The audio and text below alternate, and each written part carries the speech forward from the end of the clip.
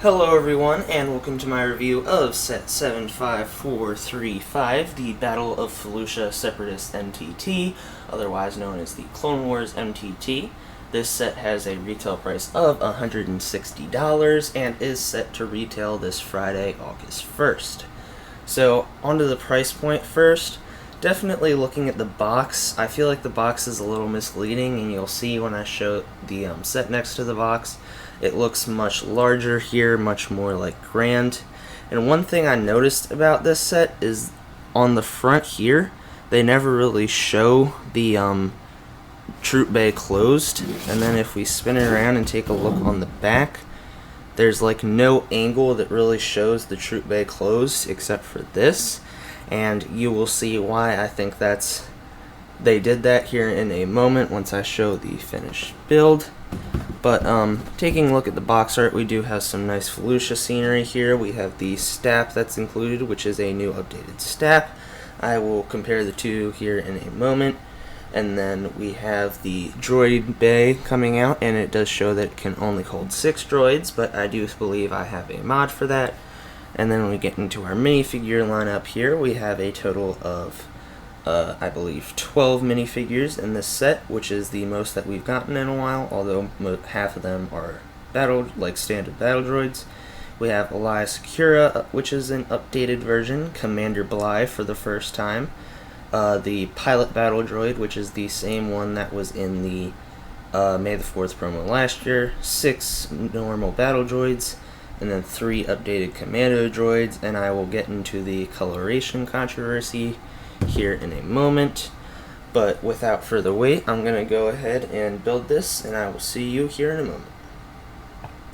So getting into the minifigures here, going in order from the least exciting to most exciting, we have the standard B1 battle droid. Nothing really exciting about this. This is the same one we have seen in literally any set that has had a B1 battle droid. This thing has not been updated since LEGO Star Wars debuted in 1999.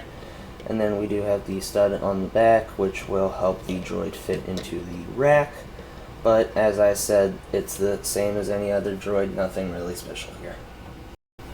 And then next up here, we have the pilot battle droid, which is the same that was in the May 4th promo last year, which I think is kind of funny because May the 4th promos are supposed to have exclusive minifigures, and now none of the figures in that set were exclusive whatsoever.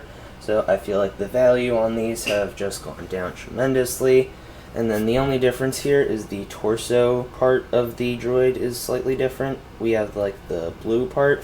What I don't like about this though is that the tan on the torso doesn't really match the tan on the arms and head. You can't really tell in the lighting I have, but once you get this set in hand, if you do decide to buy it, you will definitely see what I'm talking about. It still is a nice droid. It's definitely an upgrade from the old pilot battle droids where it was just all blue, because now we have the nice little detailing and then like the little button that's on all the droids, which I think they should honestly include on all of them. It would be nice to have a little more detail, so that way we don't have like 5 billion of the same battle droid floating around. There's not really that much variation anymore, except for now this pilot battle droid. And next up on our minifigure list here, we have the somewhat new and improved commando droids. I don't know how much has changed since the last commando droid other than the color. However, I do believe that the top mold here is new. And as you can see, it is the gunmetal gray because the blaster and its arm are pretty much the same color. And there is some brown if you look up here where my finger's pointing, sorry. Right above the red dot, there's a little bit of brown, so they definitely did put some detailing into it.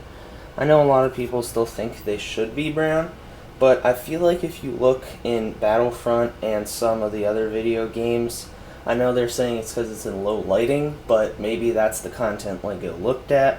So I still think it looks cool this way. It definitely adds some variation to them. I honestly think the old wood brown commander droids didn't look that good. They looked kind of cheap. These definitely look very nice and definitely worthy of being in a set at a $160 price point. And then next up here, getting into the Republic side of things, we have the updated Elias Sakura.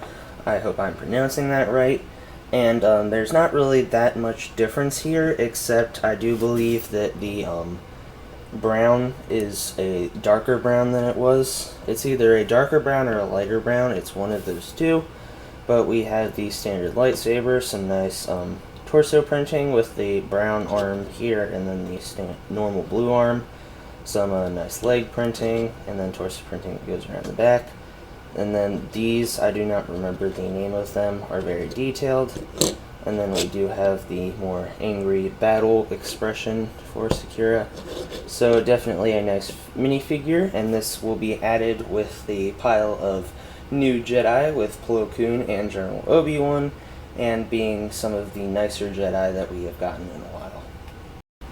And now onto our best well, not best, but most exciting minifigure in this set, and the most anticipated of the August wave next to the Galactic Marines. We have Commander Bly, and I've got to say, he looks amazing. We have the nice macro binoculars that can fold up, and they definitely put a lot of detail into his helmet print and getting it different than the standard 327th Trooper. The printing does not go all the way down through the back, and then as you can see here, we do have the nice new pauldron piece, which does not really stop mobility on this arm, at least none that's like humanly normal, because some minifigures can just spin their arms in 360, which is not humanly possible. We have the nice clone rifle with the added piece on the end. I really do like those. And then obviously the printed waistcape, which does kind of stink, but I'm okay with it. I really started collecting LEGO clones, especially in the age of no waistcapes. The only waistcape clone I have is the 212th Airborne Trooper, but I feel like if you went on Amazon or some sort of customs shop, M&R shop I think has them, Solid Brick Studios shop has them, LEGO Empire I think has them. A lot of the big YouTubers should have them linked on their sites somewhere. I do not recall exactly where though, or the names of any of them, but I feel like with this clone, the 327th and Galactic Marines, you could easily get some upgrade kits. But apart from that, this is a really nice minifigure. The only thing that is not that good is this yellow strip here is supposed to be brown, like on the helmet. That is the one part that's kind of disappointing. You can tell that they tried to reuse the 327th thing as much as possible, but overall it's still nice. We get the nice new pauldron, which I definitely think is a good sign for some future sets, which I will be discussing in a later video. But that is it for Commander Bly. So one last thing I do want to do on Bly here is compare him to some other name clones we have gotten in the past 5 or so years. We have Commander Cody from the ATTE, Captain Rex from his Microfighter, Commander Bly obviously from the MTT, Commander Gree from the ATAP, and then Fives from the Tentative 4 hallway diorama. So looking at it, I would honestly have to say right now Commander Gree and Bly are probably the best looking. I mean, Rex has his pauldron issues, which I definitely feel like if LEGO makes this pauldron in blue and puts it on that Rex, it will just make it amazing. And then I feel like if LEGO could make this pauldron thing on either side, they could make a better one for Fives. And then obviously, since Fives was a 25th anniversary figure, we're not going to see him again, but they could use this pauldron idea on other ARC troopers like Jesse or Echo. So taking a look at it, I definitely think Gree and Bly are the highlights of these name clone troopers, but that's just my opinion. You can make yours. So getting into the physical build here of the MTT, I first want to discuss about how I mentioned earlier that on the front of the box it doesn't really show the droid thing, droid rack closed.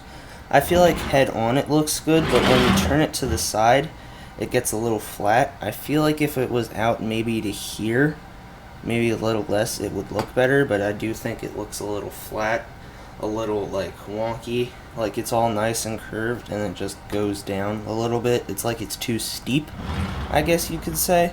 But apart from that, we do have the nice printed dish piece here, and as you can see, this is wobbly, and I will get into that here in a moment where I show the droid rack. We have the two cannons down here, and then the eyes of it are stud launchers, which are pretty well hidden. I do think it kind of makes it look more like one really big droid. And then we do have these up here, and as you can see from the sticker, the grays don't really match. And then this does pop out, and there is the spot for the pilot battle droid, which I will get to here in a moment. And then we have the nice blue and gray here, and then the Separatist logo, and then again you can see the stickers don't really match. And then we have this nice back. The only really gaps are here. That's the only time there's gaps in this set. But apart from that, everything's really clean. Right here, this and this is a separate section. And then we have the nice little engines here. And then as you I'm sure have heard, we do have wheels on the bottom, which help the MTT better glide across. So getting into the main function of the MTT here, we do have the droid rack. So if you look here, we have this little cylinder, which does kind of look like an exhaust port, I've heard some people saying, so it does blend in. But what you do is you begin to spin this, and as you can see, the doors slide open, the rack starts to go out, and then it falls down, and the droids, if you look closely there, they kind of push out. And then if you spin it backwards, it will come back in, and the doors will close themselves. And as you can see, this one will never end up doing getting over top of it. It's just not going to happen unless you really try. And then a better look at the deployment here, and then they just kind of pop out. So I do definitely think this is the best function that's ever been in an MTT, but I don't think it should be in this MTT. This is supposed to be the Clone Wars ones, which, as you have seen in the Clone Wars, is meant to deploy the B2 battle droids. And I feel like this would be a better function for a Phantom Menace set, where the droids come out and then they can deploy. But I do definitely think it is very nice. And if you actually flip up this panel here, you can get another view of it from the inside. And if you see, it's these Technic pieces here that sort of drop out, which I do think it's nice that they had it where this panel could open up so you could see how the function works. So it's definitely very nice and definitely the main feature of this set. So getting into the other play features of this set, obviously the cannons here are posable in whichever way you want. We have two stud shooters up here, and then this can pop out and either side can fold down or even both. And then you have a spot for your pilot battle droid's blaster. And then if you take the droid here and pop him in, it does look like he can just sit down. However, if you put this on, it will squish him down. So he still fits, it's just not as good, but he's not really laying down. And then we obviously have the deployment rack here. And then the cool thing about this set is this entire back portion can open up here. And then you do see, and this area here is actually part of the mechanism, but the main reason for this is it can hold, I believe I'm putting this in backwards, it holds the new updated stat that we get, and then it can just close back up. But the other cool thing about this is not only can this area open, but also both of the sides open up. So now you can see into the skeleton, and we do have the blasters, which are actually attached to just the skeleton of the MTT. And then obviously we can take the stap out and put one of our commando droids on it. And then we do have the nice clear stand to make it look like it is flying around. But the main thing I like about this MTT is you can open up practically everything. If you see here, there is no wasted space in this MTT. we have the pilot bay, immediately the troop carrier, and then the spot for the STAP, along with all of the blaster racks. And then it just neatly can pop down in all sections and fold in, and now you have your nice, beautiful MTT. So for the first of a few comparisons here, I'm going to be comparing the two STAPs we have. This one here is the one from the MTT, and then this is the one from the Clone Troopers and Battle Droids Battle Pack. As you can see, the one from the MTT is a little taller, and the clear base part is smaller. The design, like here, isn't really that much different. It's mainly just the top part. And I do believe it is because the cannons, if they were this long, it would not be able to fit in the MTT. So as of now, I do think this design is a little nicer. Now that I'm looking at this, it seems kind of like bulky and like the cannons are too long. So obviously you get this one at a much cheaper price point. But if you are looking for a nicer STAP, I would go with this one, especially since you can have the Commander Droid or the Battle Droid piloting it. So comparing the MTT to some Separatist vehicles we have, first off I want to show it next to two of the Tri-Droids we got in the same battle pack that had the STAP. I definitely think it looks cool. LEGO did obviously have the same blue and gray to match all the Separatist stuff. I definitely think it looks nice.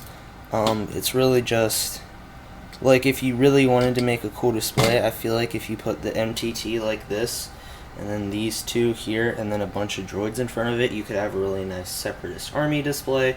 But that's just my preference, and I just wanted to show off some better other Separatist vehicles, and this is also a nice size comparison to see how big your MTT is going to be once you do get it, if you decide to buy this set. And then one other set I wanted to show was the 2009 Separatist Shuttle, and I definitely think this is kind of cool to show next to each other, because this set is from 16 years ago, and as you can see, the blues and grays still match, so LEGO has stuck to the same like Separatist colors. They haven't really changed the blue any. I mean, I feel like that makes sense obviously, but knowing LEGO, they could do anything at any moment. But this is also another nice size comparison if you do have this shuttle or one similar to it, to see how the MTT is going to pair with the other Separatist vehicles. And then for our final comparison here, I did of course have to do the 2022 ATTE for $140 next to the 2025 Separatist MTT for $160, so there is a $20 difference between the two, and it is kind of funny that the one that costs less is the larger one. But this one doesn't really have as many play features, and especially not a cool one like the droid rack here. However, this one also does open up and has no really wasted space, and it does have the nice movable cannon. Minifigure wise, I feel like they're kind of at a tie here, because the MTT does have Secura, Bly, and the new Commander droids. But this one does have the only Phase 2 Commander Cody, and it is currently the only set that has the 212th Troopers, except for the foil pack that you can get in European magazines. However, there might be a 212th Battle Pack at some point, here's hoping.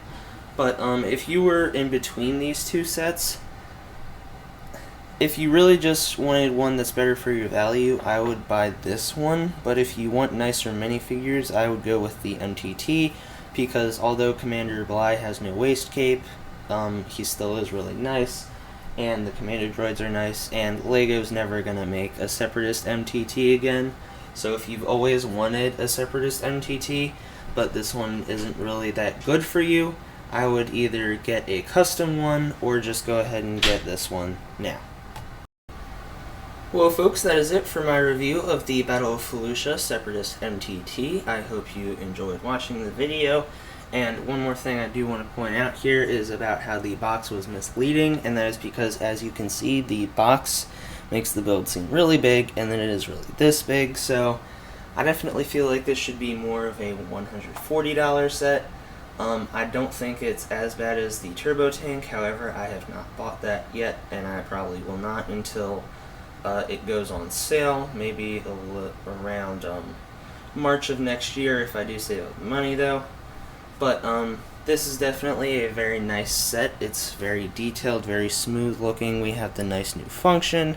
We have Commander Blind, Secura, and the new Commando droids, which are really nice, along with the new version of the Pilot Battle Droid, which is the same as the promo. However, that was the only other time we got it, so now we can get it, and it is probably going to be on the aftermarket for a lower price now. So if you didn't feel like getting either of these sets but wanted a Pilot Battle Droid, you now have that.